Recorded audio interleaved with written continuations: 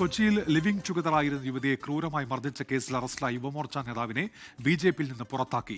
യുവമോർച്ച നേതാവ് ഗോപു പരമശിവത്തിനെതിരെയാണ് നടപടി. ഇതിനിടെ ഗോപു പരമശിവം സാമ്പത്തിക തട്ടിപ്പ് നടത്തിയെന്ന ആരോപണവുമായി ബിജെപി ഓഫീസിലെ മുൻ ജീവനക്കാരിയും രംഗത്തെത്തി.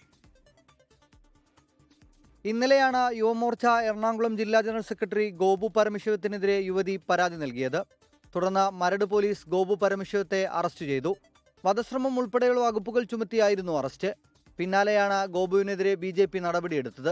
ഇന്നലെ രാത്രി യുവമോർച്ചയിൽ നിന്നും ഇന്ന് രാവിലെ ബിജെപി അംഗത്വത്തിൽ നിന്നും പുറത്താക്കി. ബിജെപി സംസ്ഥാന പ്രസിഡന്റാണ് നടപടിയെടുത്തത്. ഇതിനിടെ ഗോപുവിനെതിരെ കൂടുതൽ പരാതികളും പുറത്തുവന്നു. കബളിപ്പിച്ച് പണം തട്ടിയെടുത്തു എന്നാണ് ബിജെപി കോൾ സെന്റർ മുൻ ജീവനക്കാരിയുടെ പരാതി.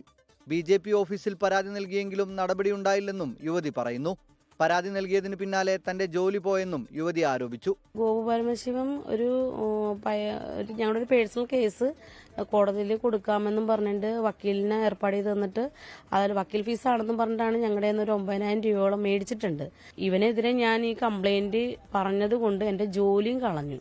ജില്ലാ പ്രസിഡന്റ് തന്നെയാണ് എന്നെ ജോലിയെന്ന് പറഞ്ഞു വിട്ടത്. പലതവണയായി തന്റെ കയ്യിൽ നിന്നും വാങ്ങിയ പണം തിരികെ ചോദിച്ചപ്പോൾ മോശമായി സംസാരിച്ചെന്നും മുൻ ജീവനക്കാരി പറഞ്ഞു. വിഷയത്തിൽ ഗോപു പരമശിവത്തിനെതിരെ മരട് പോലീസിൽ പരാതി നൽകിയിട്ടുണ്ട്. 24 കൊച്ചി. ലോകത്തെവിടെയായാലും ഏത് സമയത്തും 24 വാർത്തകളും ഓഗ്മെന്റഡ് റിയാലിറ്റി പാക്കേജുകളും എക്സ്പ്ലെയിനറുകളും വിശദമായി കാണാൻ ഞങ്ങളുടെ യൂട്യൂബ് ചാനൽ നിങ്ങൾക്ക് സബ്സ്ക്രൈബ് ചെയ്യാം.